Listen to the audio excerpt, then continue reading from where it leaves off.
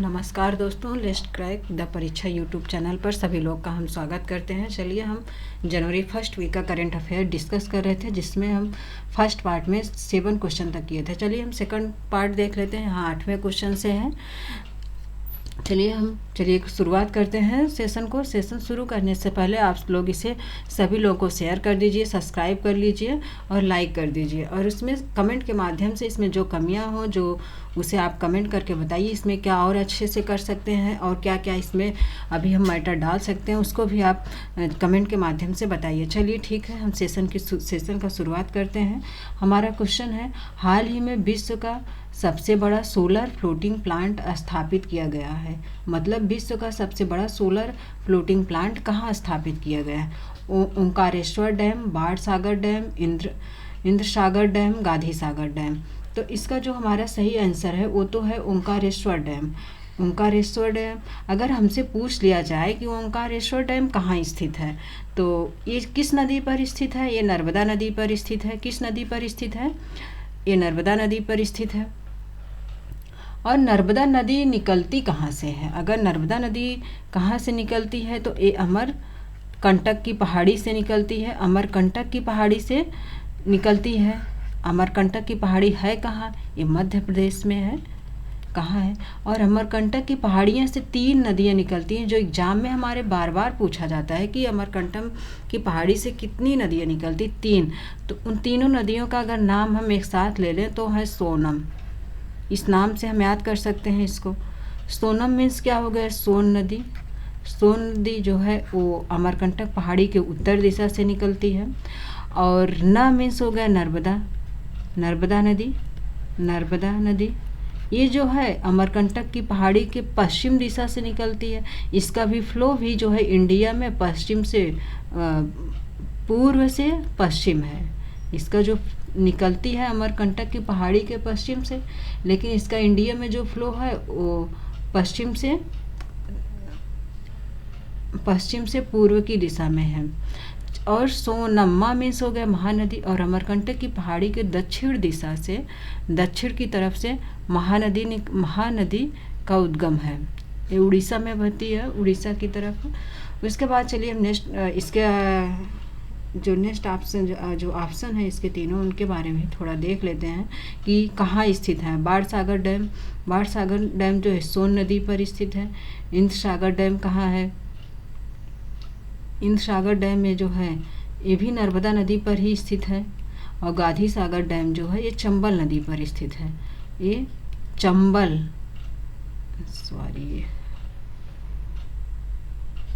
ये जो है ये चंबल नदी पर स्थित है। और चंबल नदी पर 2 और बांध है, एक राणा सागर, राणा सागर ये जो है वहाँ है। राणा सागर बांध जो है ये राजस्थान में है। चलिए हम नेक्स्ट क्वेश्चन की तरफ मूव करते हैं। हाल ही में किस मध्य एशियाई देश ने मौत की सज़ा को समाप्त कर दिया? कजाकिस्तान है, उज्बेकिस्तान है, कि तजाकिस्तान है, कि किर्गिस्तान है? इसका हमारा जो राइट आंसर है वो कजाकिस्तान है। कौन सा आंसर है हमारा राइट? कजाकिस्तान है। कजाकिस्तान। और ये कजाकिस्तान मध्य एशियाई देश है। और कजाकिस्तान जो है सबसे बड़ा लैंडलॉक कंट्री है। कैसा?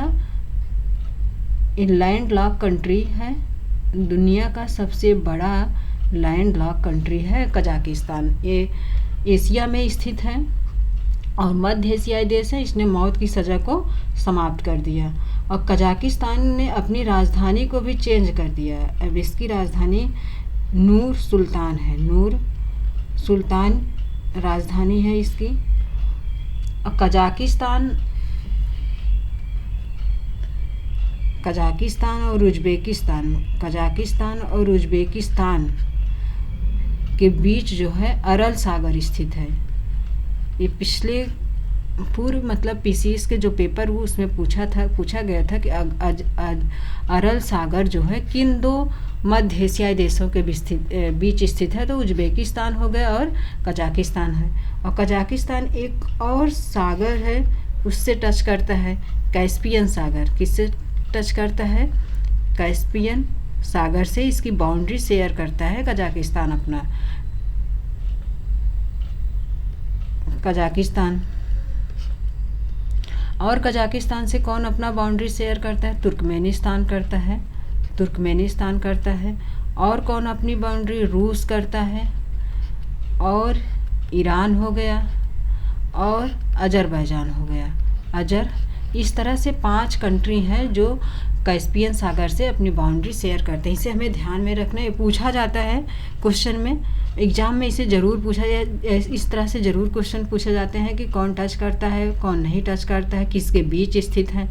और चलिए हम उज्बेकिस्तान है, तजाकिस्तान है और किर्गिस्तान है। अगर हम उज्बेकिस्तान की राजधानी देखें तो उज्बेकिस्तान की राजधानी क्या है? उज्बेकिस्तान की राजधानी ताशकंद है, उज्बेकिस्तान की राजधानी ताशकंद है। और तजाकिस्तान की राजधानी क्या है? तजाकिस्तान की राजधानी दुशानबे है। इन सब राजधानियों के नाम हमें याद रखने हैं। और किर्गिस्तान की राजधानी क्या है? किर्गिस्तान की राजधानी बिश्केक है।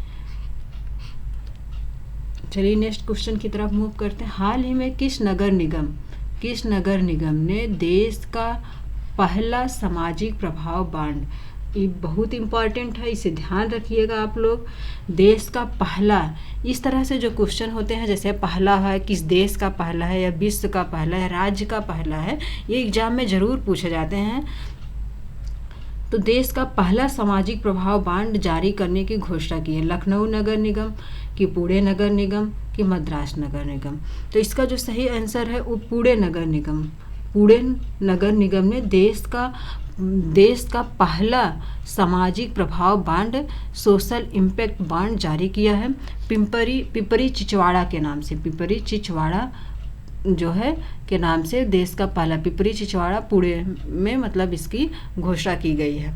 अगर लखनऊ नगर, ये तो हो गया हम देश का पहला सामाजिक प्रभाव बांड, अगर पूछा जाए तो पिपरी चिचवाड़ा पुणे नगर निगम, ये इसका आंसर होगा, इसे हमें ध्यान रखना है। अगर हम लखनऊ नगर निगम के बारे में बात करें तो ये उत्तर भारत का, कहाँ का? उत्तर भारत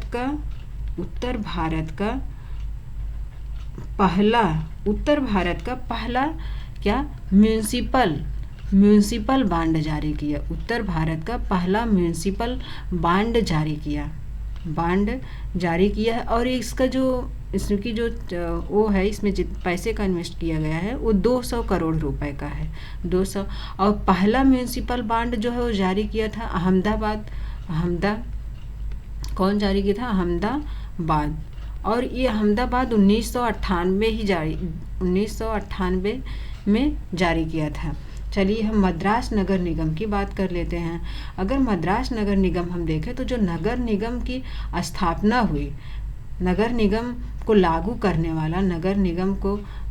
करने वाला जो देश था, सबसे पहले देश का जो स्थान था वो मद्रास ही था।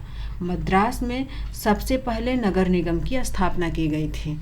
और नगर निगम हमारे संविधान के भाग, जिसे हम नगर पंचायत बोलते हैं, वो भारत के संविधान में भाग 9 के अंतर्गत रखा गया, भाग 9 के क के अंतर्गत रखा।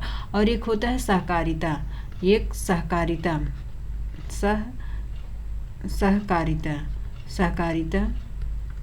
इसे भाग 9 के ख में रखा गया है। चलिए हम नेक्स्ट क्वेश्चन देख लेते हैं।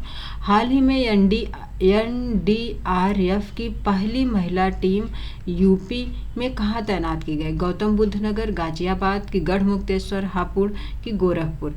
तो इसका हमारा सही जो आंसर है वो है गढ़ मुक्तेश्वर हापुड़। एनडीआरएफ में महिलाओं की नियुक्ति पहली बार किया गया है। इसके पहले इसमें महिलाओं की नियुक्ति नहीं किया जाता था। महिलाओं की नियुक्ति नहीं किया जाता था एनडीआरएफ में सिर्फ पुरुषों की ही नियुक्ति होती थी, महिलाओं की नहीं। लेकिन अब यहाँ जो है महिलाओं की भी नियुक्ति होने लगी है। इसमें मतलब लगभग 1000, इस तरह से 1000 महिलाओं की नियुक्ति की बात है। चलिए हम देख लेते हैं कि एनडीआरएफ एनडीआरएफ का अगर हम हेडक्वार्टर देखें तो इसका हेडक्वार्टर कहाँ है? एनडीआरएफ का हेडक्वार्टर जो है दिल्ली है। एनडीआरएफ का हेडक्वार्टर जो है वो दिल्ली में है। और इसके लिए जो एक्ट आया था, एक्ट आपदा प्रबंधन अधिनियम के तहत इस पे एक्ट आया था। आपदा प्रबंधन अधिनियम के तहत जो एक्ट आया था 2005 में आया था। और इसकी जो स्थापना हुई ये 2006 में हुआ। और इसके जो प्रधान हैं, इसके जो महानिदेशक एनडीआरएफ के महानिदेशक हैं एसएन प्रधान हैं। और यह गृह मंत्रालय के अंतर्गत, एनडीआरएफ जो है ये गृह मंत्रालय के अंतर्गत आता है। कभी कभी पूछ लिया जाता है कि किस मंत्रालय के अंतर्गत है, तो ये गृह मंत्रालय के अंतर्गत है। इसका जो मोटो है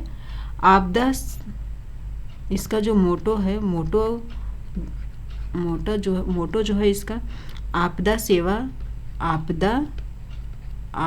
सेवा सदैव, मतलब यह हमेशा आपदा सेवा के लिए तत्पर रहता है। आपदा सेवा सदैव कभी कभी पूछ लिए जाते हैं ये भी, किसका मोटो क्या है, तो इसका मोटो है आपदा सेवा सदैव। चलिए हम नेक्स्ट क्वेश्चन की तरफ मूव करते हैं। डिजिटल ओशन एप्लीकेशन किस मंत्रालय द्वारा शुरू किया गया? पृथ्वी विज्ञान मंत्रालय की, गृह मंत्रालय की, सूचना एवं प्रसारण मंत्रालय की, इनमें से कोई नहीं। इसका जो सही आंसर है वो पृथ्वी विज्ञान मंत्रालय है। पृथ्वी विज्ञान मंत्रालय द्वारा डिजिटल ओशन एप्लीकेशन की शुरुआत की गई। और पृथ्वी विज्ञान मंत्रालय के जो मंत्री हैं वो है हर्षवर्धन। कौन है? हर्षवर्धन है। और हर्षवर्धन को WHO के कार्यकारी संगठन का अध्यक्ष चुना गया। कार्यकारी संगठन का अध्यक्ष चुना गया। और जो डिजिटल ओशन एप्लीकेशन है इसका जो उद्देश्य है, इसका उद्देश्य ब्लू इकोनॉमिक को बढ़ावा देना। ब्लू इकोनॉमी मीन्स होता है कि जैसे जो हमारे तटीय प्रदेश हैं वहाँ जो मत्स्य उत्पादन होते हैं। और झींगा मछली होती है, इन सब के उत्पादन को कैसे, इनकी उत्पादकता को बढ़ाया जाए, इसके बारे में इन सब का उत्पादकता को किस तरह से बढ़ाए, इसमें जो है इसको कैसे और आगे लिया जाए, इनसी सबको इसके माध्यम से आगे बढ़ाया जाएगा। और इसका अगर हम गृह मंत्रालय के बारे में देखें तो क्या हुआ? गृह मंत्रालय के जो मंत्री हैं तो अमित शाह हैं। और इसने अभी हाल ही में एक टॉयकथॉन एप्लीकेशन शुरू किया गया। टॉयकथॉन इसका जो उद्देश्य है खिलौना निर्माण करना अपने ही देश में। इसका उद्देश्य जो है अपने ही देश में खिलौने का निर्माण करना। और इसने एक और एप्लीकेशन शुरू किया गृह मंत्रालय द्वारा,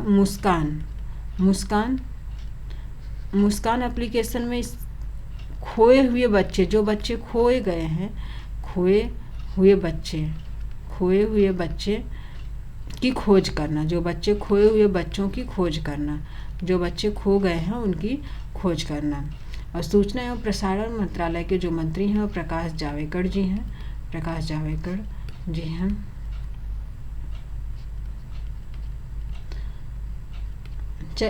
और तीसरा तो नाट है। इस तरह से हमारा डिजिटल ओशन एप्लीकेशन किस मंत्रालय, वो पृथ्वी विज्ञान मंत्रालय है। ये हम आज बस इतना ही करते हैं। अब हम सेकंड वीक का ले आएंगे और जनवरी के, इस तरह से हम सारे मंथ के फर्स्ट, सेकंड, थर्ड वीक के जितने भी करंट अफेयर हैं, जितने भी महत्वपूर्ण क्वेश्चन बनते हैं उसको हम ले आएंगे। और आप लोग वीडियो को शेयर कर दीजिए, सब्सक्राइब कर लीजिए। और इसके जो महत्वपूर्ण अभी पुरस्कार है वो बच जा रहे हैं, उसे हम अलग से इम्पॉर्टेंट पुरस्कार और जो पर्सनालिटी हैं उसको हम अलग वीडियो में देख लेंगे। चलिए, थैंक यू। यहीं तक, हम नेक्स्ट सेशन में फिर से मिलते हैं।